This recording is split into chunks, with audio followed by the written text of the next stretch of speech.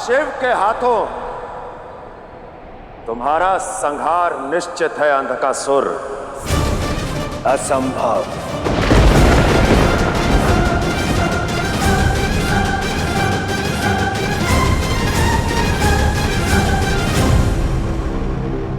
ये कैसे संभव है? असुर माता तिथि की कोख से जन्मा अंधकासुर शिव शक्ति का अंश कैसे हो सकता है? ये सारा खेल नियति का खेला है देवी। जब आप और महादेव अशोक सुंदरी के विवाह के शर्त के अनुसार एक दूसरे से भिन्न होने वाले थे, ये षड्यंत्र तभी रचा गया था।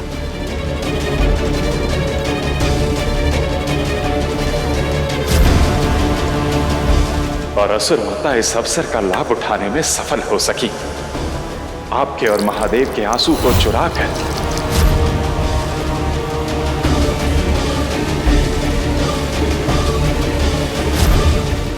असुर माता दिति गर्भवती हुई।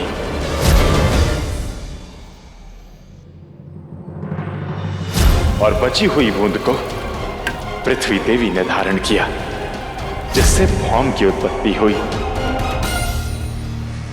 सावधान शिव!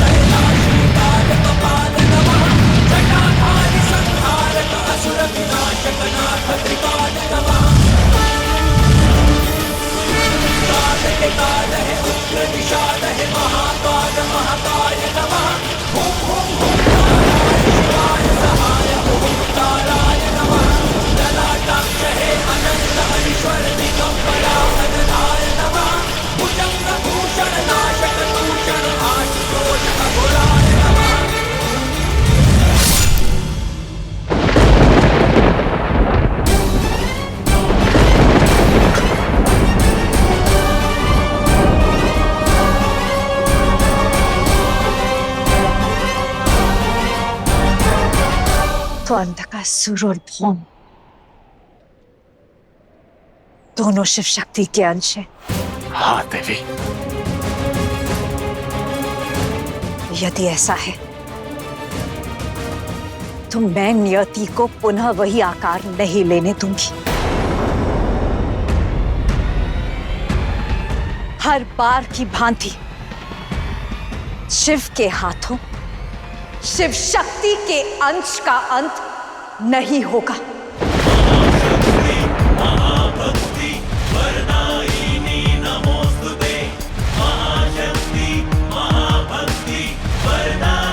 चलिए, इससे पहले कि शिव के हाथों पुनः शिव शक्ति के अंश का संहार हो,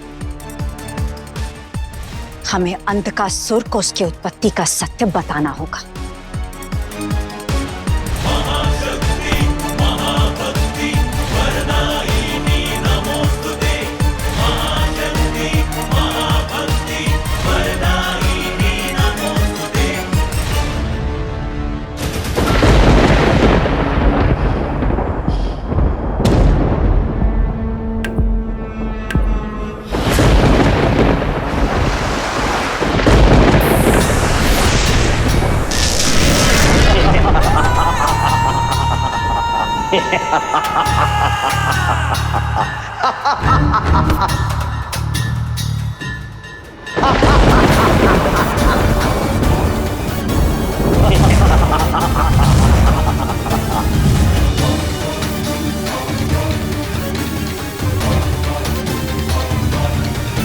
मेरा रक्त जहां जहां गिरे वहां अनेकों अंधकासुर पैदा हो जाए। तथास्तु।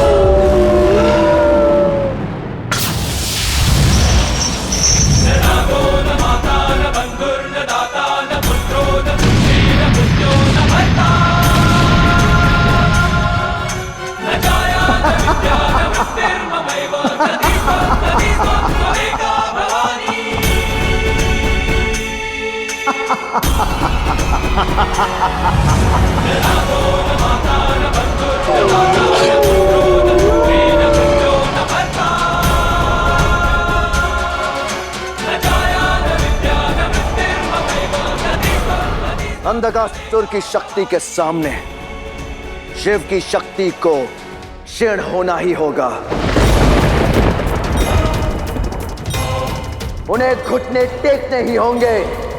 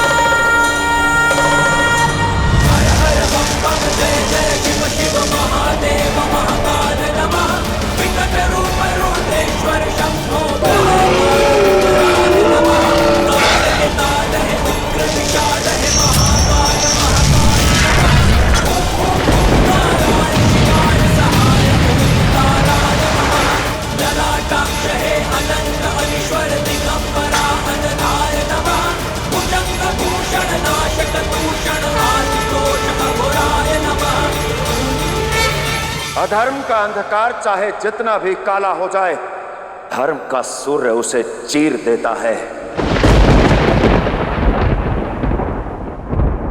भौम, भौम, भौम।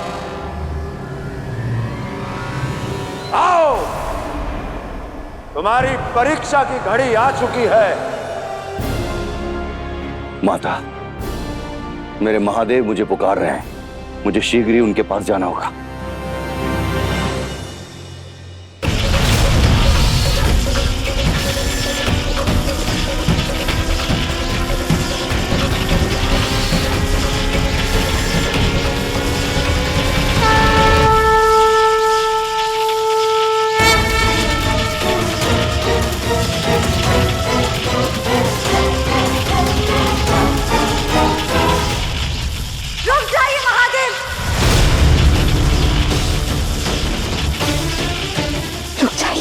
सुंदरी,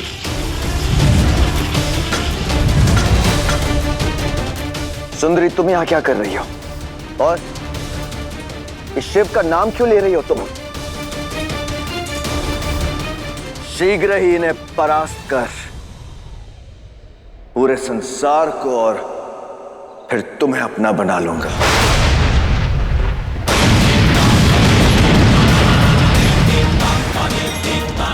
और उसके पश्चात विवाह रचाऊंगा, विवाह रचाऊंगा। अंधकासुर!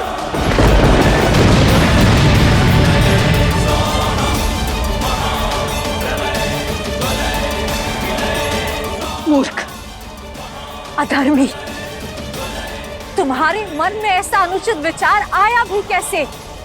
प्रेम की परिभाषा न अधर्म को मानती है, न अनुचित को जानती है। कौन? प्रेम नहीं, पाप है ये। कैसा पाप?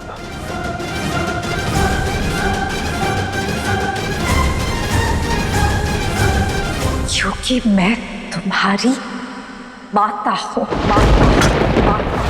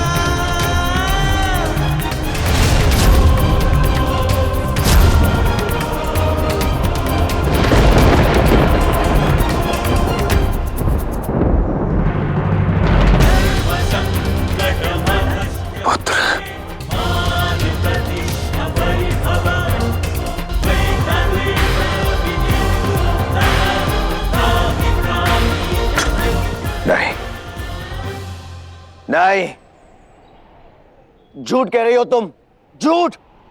मैं नहीं मानता ये बात को, बिल्कुल नहीं। मैं तुम्हारे पास में फंसने वाला नहीं हूं, बिल्कुल नहीं।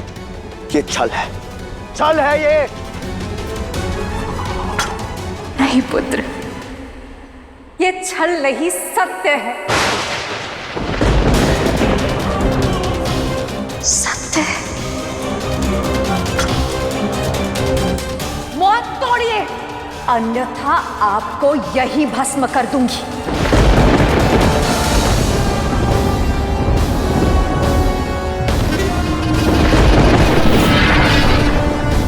माते, माते कह दो कि ये झूठ है। यही सत्य है, यही सत्य है, यही सत्य है।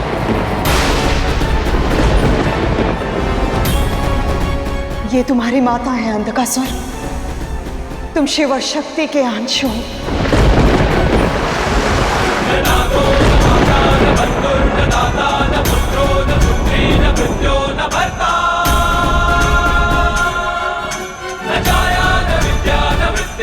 नहीं,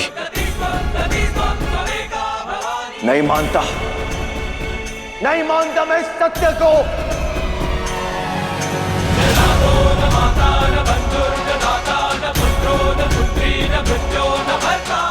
ये मेरे पिता नहीं हो सकते, नहीं हो सकते।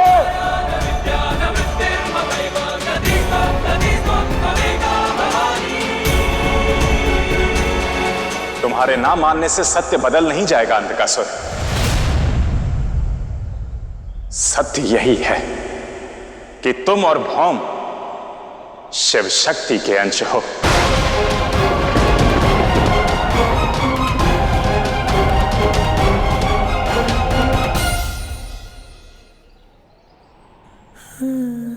भौम,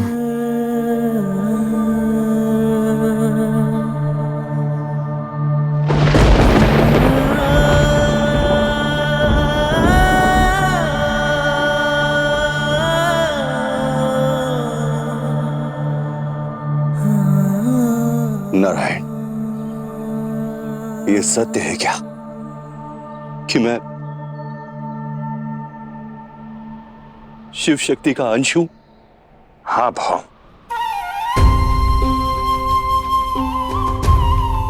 अर्थात मेरी दो माता हैं और साक्षात शिव मेरे पिता है।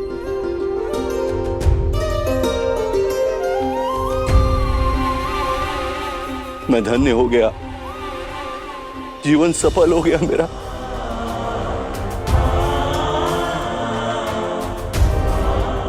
गणेश जी और कार्तिकेय जी मेरे भाई हैं, अशोक सुंदरी मेरी अग्रजा है।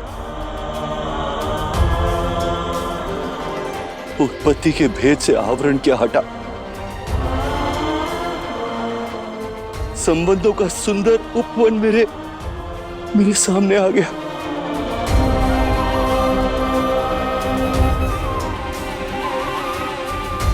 भैया, भैया, सुना आपने? हम दोनों शिव शक्ति के अंश हैं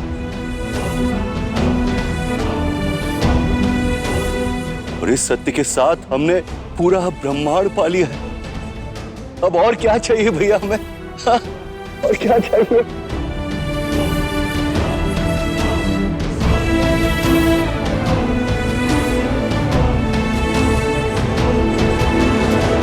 क्या हुआ मेरी दृष्टि को? तुम्हारी दृष्टिहीनता का कारण कोई और नहीं, संसार की शिव शक्ति है। कहाँ है लो? तो तुम हो अंधकासुर, जो जन्म के समय दृष्टिहीन था।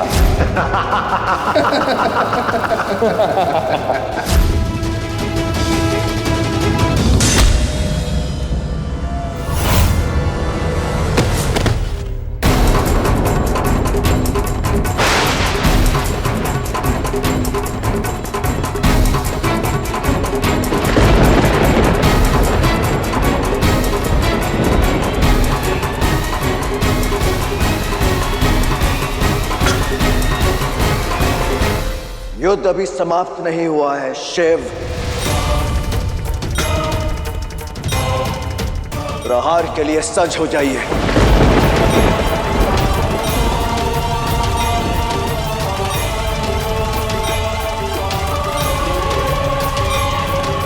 नहीं पुत्र, तुम अपने पिताश्री पे प्रहार करोगे, उनसे युद्ध करोगे। ये उचित मत कहिए पुत्र, नहीं हूं मैं आपका पुत्र।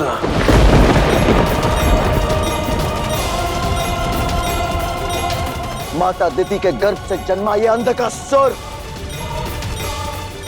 का शिव और शक्ति से कोई संबंध नहीं है।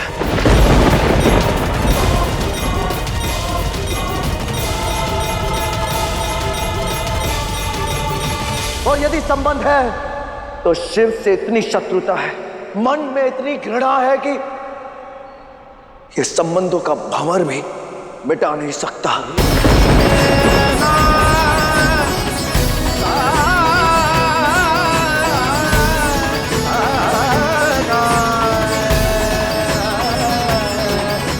भैया, मैं भी अपने हृदय में अपने पिता के लिए क्रोध और आक्रोश लेकर उन्हें खोज रहा था कि जिस दिन वो मिलेंगे मैं उनसे युद्ध करूंगा।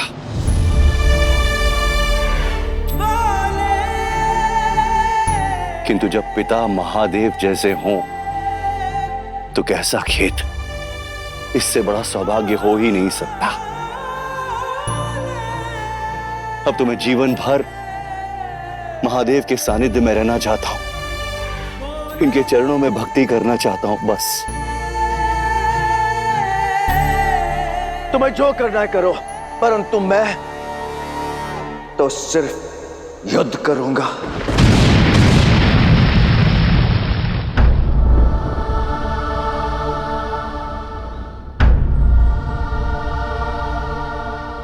ये जानने के पश्चात भी कि ब्रह्मदेव के वरदान की ढाल अब कट चुकी है, मैं प्रहार तो अवश्य करूंगा।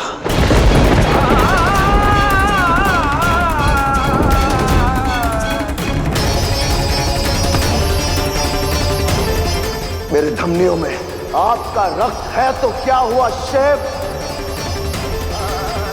अपने उद्देश्य से नहीं हटूंगा। युद्ध मैं अवश्य करूंगा आपसे शिव।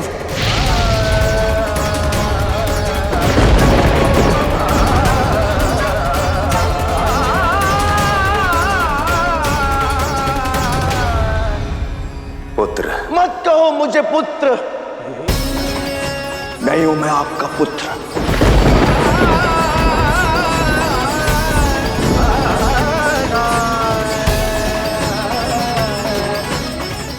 यदि आप मेरे पिता होते तो अंधत्व नहीं देते, और यदि अंधत्व दिया तो इस अंधकार में नहीं रखते कि आप मेरे पिता हैं।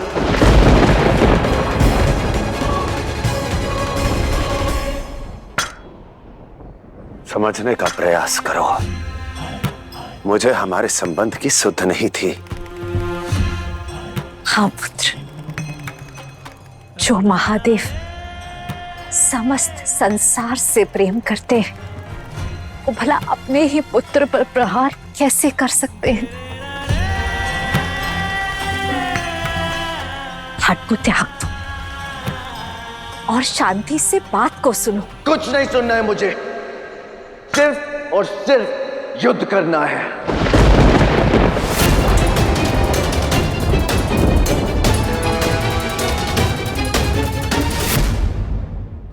अब चलाइए अपना त्रिशूल और बचिए मेरे वार से।